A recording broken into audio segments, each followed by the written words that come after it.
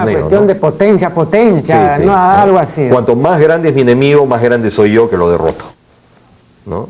Yo no sé quiénes han creído en eso, ¿no? Pero a mí me pareció que un Abimael que está refundido en en una cárcel subterránea y todo, y que está asustado además, porque desde que lo prendieron se asustó, lo cual me parece terrible, ¿no? Y que encima es una persona achacosa y todo, yo firmo cualquier cosa, ¿no? Y digo cualquier cosa, ¿no? Sí, claro. A mí, ¿a dónde está el mérito ahí, no? Por lo menos un Polay, según se ha filtrado, pues era insolente y escupía, pero estos otros, ¿usted ve que puede hacer así algo como un triunfo? Habría que retrotraerse pues tal vez al momento, ¿no? 90s, 93, 94, los años que siguieron a la captura, cuando todo esto todavía no quedaba claro. Bueno, pues quiero decir una cosa, así, pues es una declaración de ingenuidad, ¿no? Nosotros intelectuales somos bastante ingenuos. Cuando capturaron a Guzmán, ¿no? Yo creí que cuando lo iban a llevar, pues lo llevaban a la prefectura o a la DINCOTE, no sé. Hacia las pocas horas iban a venir unos cuantos comandos, aniquilamiento, así, fíjese usted esa imaginación calenturienta mía, ¿no? A rescatar a mi compadre, ¿no? No, yo estaba así, imaginó. Pero luego cuando vi a un personaje asustado, que se ponía el polo y que se quitaba el polo, etcétera, no, sumiso y todo, ya yo decía sí, ahí sí, no tuve un shock, ¿no? Porque yo creía que tenía estatura de malo, ¿no? El mal también pues grande, ¿no? Claro. Sí. Pero no, pues, se había asustado. Entonces, por eso le digo yo, una persona asustada, ¿no? ¿Cuál es ahí el mérito, ¿no?, de hacer los tratados de paz y todo eso, ¿no? O es parte del juego Montesinos, ¿no? En el fondo también es cierto, ¿no? Después de todo esto es tan banal, es tan manipulado, lo verdadero, lo cierto, lo que queda cuando todo se fue y todo pasó, es tan poco, ¿no? Es muy frecuente cuando yo reviso todos estos años, ¿sabes?, esa experiencia, que al final era humo, ruido, nada, ¿no? Ahora, usted dice aquí, el verdadero descubrimiento de Montesinos fue la televisión como instrumento de crimen. Es claro que Montesinos descubrió el más formidable medio de envilecimiento y de formación que garantizaba su perpetuidad. No, la televisión en el Perú ha devenido en un cáncer aún no conjurado, pero retrospectivamente puede ser vista como la verdadera originalidad de Vladimiro Montesinos.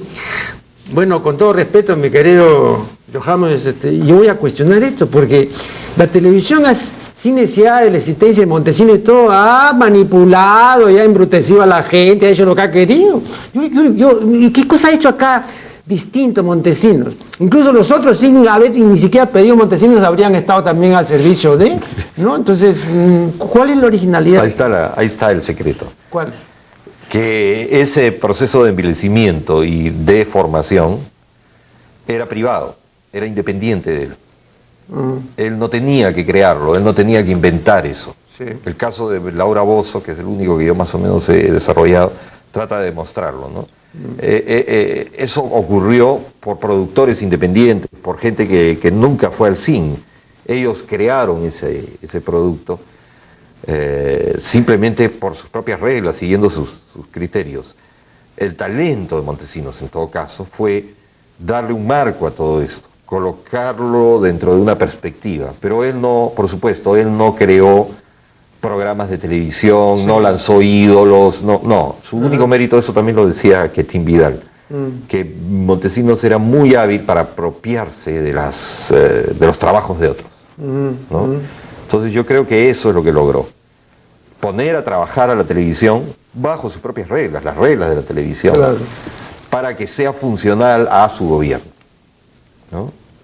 Pero normalmente la televisión, que depende, digamos, de los anunciadores y que depende de todo un mercado, sin necesidad que se lo pidan, favorecen al gobierno de turno, normalmente, quiero decir. Yo no tengo recuerdo de ninguna televisión de oposición. De oposición, entonces aquí Montesinos, no, pues le digo yo, ¿cuál es la originalidad? Porque la verdad, usted dice la verdadera originalidad. Llevó una escala, ¿no? Yo creo que desde el principio, desde probablemente el primer gobierno de Belaúnde o los últimos años de Prado, cuando salió la televisión, el poder siempre tuvo una compulsión hacia la televisión, de querer controlarlo, de querer usarlo, siempre.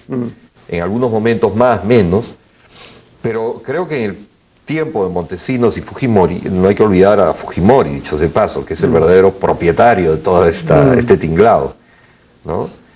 Creo que nunca como entonces la televisión fue tan funcional a un proyecto político,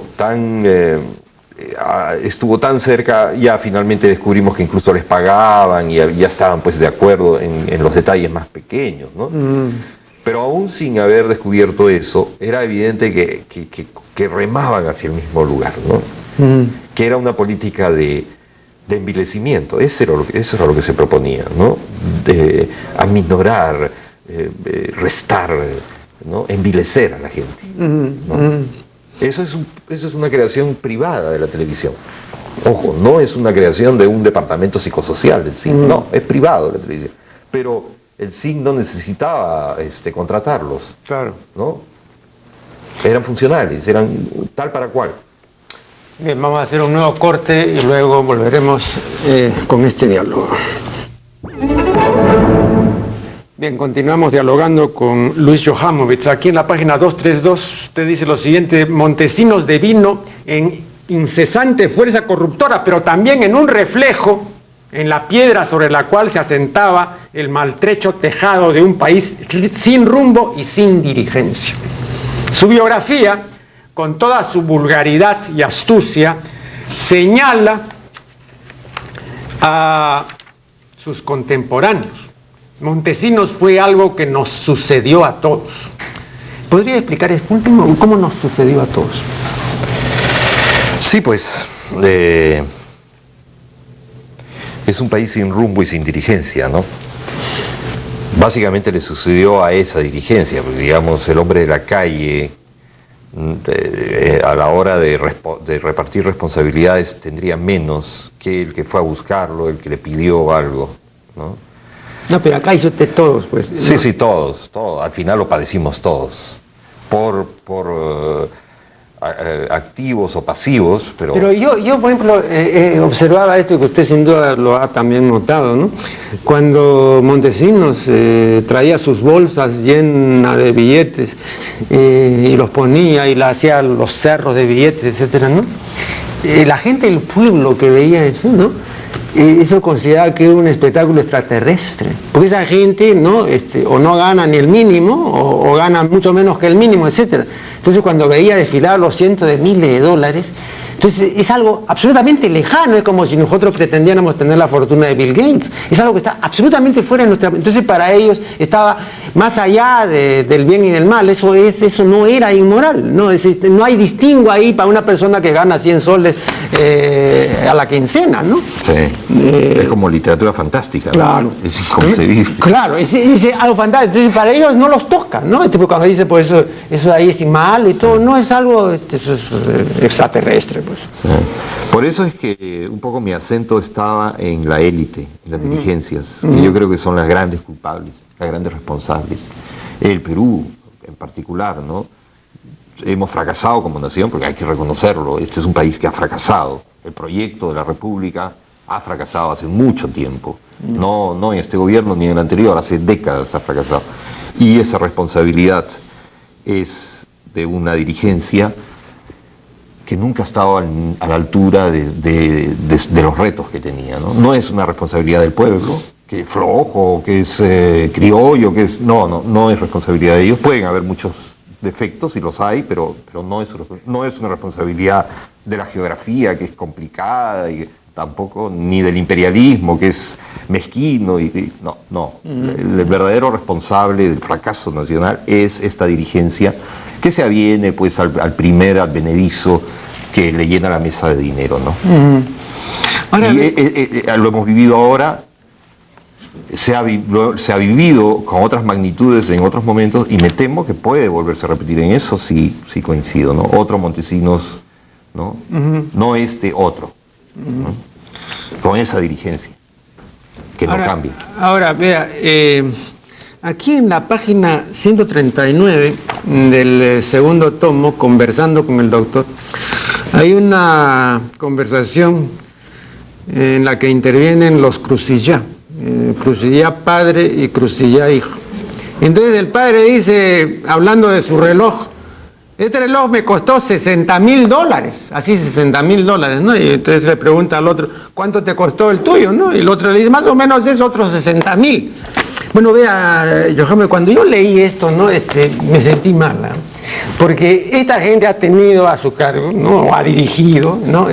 Un importante medio de comunicación, ¿no? Y era un alarde, ¿no? Es una ostentación así descarada, ¿no? ¿Usted cree que así con personas que tienen en la muñeca $60,000, ¿no? Y así con una alegría, ¿no? Esquizofrénica, ¿no? Sí, con una desconexión completa de lo que vive el Perú y de lo que le pasa al resto de la gente, ¿no? ¿Qué cosa se puede esperar? Nada, no se puede esperar nada, excepto atraparlos en este caso. Sí, no, bueno, pero claro. Pero ahí está, pues, el reflejo de esta dirigencia tan vulgar, tan ignorante, tan fuera de sitio, ¿no? Que resulta desagradable. Al final ya no es un problema de molestia o de desacuerdo, no, es un problema ya de gusto, de algo esencial, elemental, ¿no? No se puede convivir, ¿no? Cuando hubo oportunidad, porque de esto me he ocupado anteriormente con otros invitados, recuerdo una conversación con Hugo Neira, yo le pregunté si él imaginó en algún momento que Fujimori podía huir y podía tener esta demostración, ¿no? De cobardía, ¿no? Y no recuerdo bien lo que me dijo, creo que me dijo que él había previsto eso porque ya había un antecedente cuando se refugió y se escondió en el Pentagonito, en fin, se asustó. Y lo mismo esto, ¿no? Si no hubieran pescado a Montesinos o si no hubiesen pues hecho una especie de corralito, no sé cómo ha sido el asunto, tampoco no lo habríamos vuelto a ver, ¿no? ¿Usted cree que esta característica de la huida y del miedo y del terror incluso es una característica de estas personas que han sido así vampíricas y han medrado en la sombra? Una vez que uno revisa la historia completa del personaje de Montesinos, me refiero, comienza a darse cuenta de que no hay nada nuevo, que ya ocurrieron estos episodios en otra escala, en otro momento. Ya hubo una fuga hacia el norte, ya hubo cárcel, ya hubo traición, ya hubo todo, solo en pequeña escala.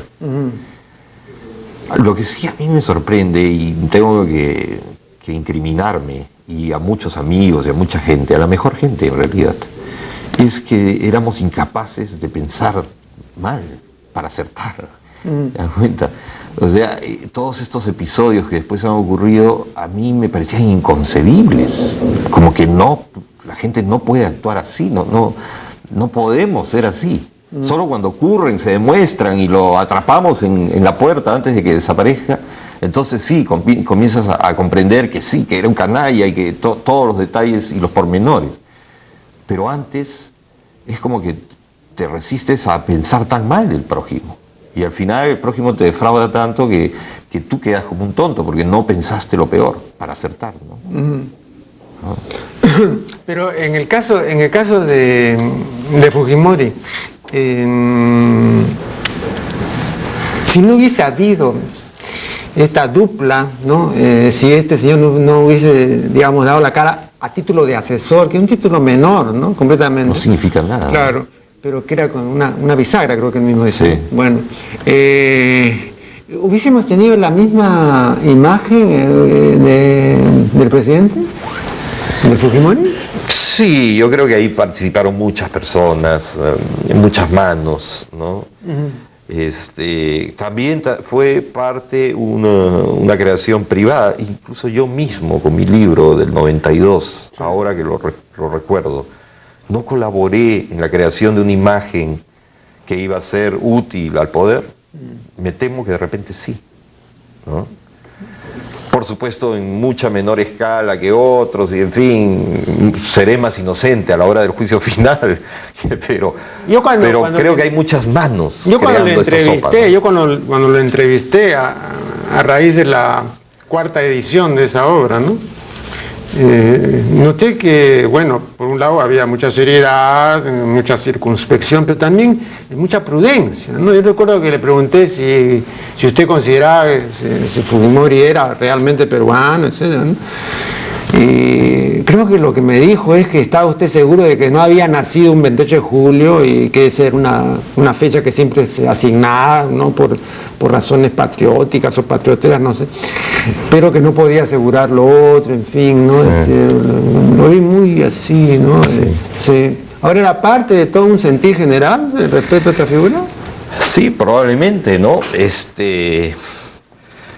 Digamos, mi autocrítica podría ser esta. Creo que me dejé obnubilar por la inmigración, por el inmigrante, por el personaje que viene de nada. Me parece muy conmovedor la historia, incluso hasta autobiográficamente puedo encontrar razones para tratar así el personaje. Y entonces, bajo esa imagen de la inmigración, de los hombres que vienen de otro mundo a crear otro mundo, pasó un tren enorme lleno de mercaderías de contrabando, ¿no? O sea que ahora tendría que reformular completamente esa visión que está ahí. No quisiera volver a escribir ese libro, ¿no? Ya quedó, ya se hizo así, esa es la verdad de ese momento, ¿no? Si lo tuviera que volver a escribir sería otro libro totalmente diferente. No trataría el tema de la inmigración, no me parece relevante para el caso. Sí. ¿No? Y dígame, yendo a cosas más triviales, pero igualmente importantes, ¿no? Como decía Voltaire, no hay nada más importante que lo superfluo, decía Voltaire. Y Flaubert decía lo mismo. Flaubert decía, lo superfluo, la primera de las necesidades. ¿Cómo ha ido esta edición de su obra? ¿Ha tenido acogida o ha hallado ya un mercado que está saturado de este tema? Yo creo que sí, que ha tenido acogida, probablemente no tanto como los editores esperaban de primera intención. Sí. Lo que más me llama la atención no es la acogida de ventas, que al final, pues, claro, es un reflejo de... Pero yo creo que un libro tiene un tiempo y se va vendiendo, y me parece una tontería estar creyendo que un libro se puede vender en 15 días y que ahí se acaba, o sea, entonces... Pero, ¿saben? Le pregunto esto porque yo... así una rápida evaluación, pero bueno, por supuesto a título intelectual, porque yo no soy político, ¿no? ni tampoco soy politicólogo, pero vea, yo que he leído pues detenidamente los dos tomos, no he podido hallar ninguna frase interesante de Montesinos, realmente. Le digo con toda sinceridad, ¿no? Algo diferente, algo que me llame la atención, ¿no? Es decir, las conversaciones son de un nivel pues así sotánico, ¿no? Ya un nivel subterráneo, casi una cosa muy seria, ¿no? Y los interlocutores son de ese mismo nivel, ¿no? Entonces, más bien usted dice que como el tipo era simpático y como tenía ciertas formas y todo, y tenía, vea usted, comparado con el léxico de los otros, pues que eran casi ágrafos, ¿no? Este tenía un poco más de léxico, entonces ya parecía ya bastante más interesante, ¿no? Sí. Pero tampoco. Si usted ve acá cómo habla Montesinos, también es cosa seria, ¿no? Sí. Yo lo único que sí le agradezco, porque aquí en estas transcripciones he hallado dos ejemplos que he usado. Uno de ellos, que lo mencioné en una miscelánea anterior, el uso que hace Montesinos de la palabra cojudeza, que es la forma prevaleciente en Iquitos y en general en Loreto, de cojudez, ¿no? Ese es un primer ejemplo y he citado exactamente el lugar. Y el otro es que aquí hay un ejemplo de la cuarta acepción de la palabra cojudez, ¿no? O sea, la acepción de situación, cuestión o asunto difícil, problemático, complicado, ¿no? Entonces ahí hay un ejemplo donde dice Montesinos, voy a decir, la cojudez es así, ¿no? O sea, si la situación es así, si el asunto es así, entonces, hermano, que renuncie, ¿no? Ahí está. Y también lo he citado, de modo que usted está citado en mi libro. Pero, ¿a usted no le ha sorprendido? ¿No? A mí me ha desagradado porque, vea, le digo sinceramente, ¿no? Que esto sí es ilegible, ¿eh? ¿No? Esto sí es una cosa densa, ¿no? Pesada, ¿no? Es bien difícil leer, ¿eh? Esto no.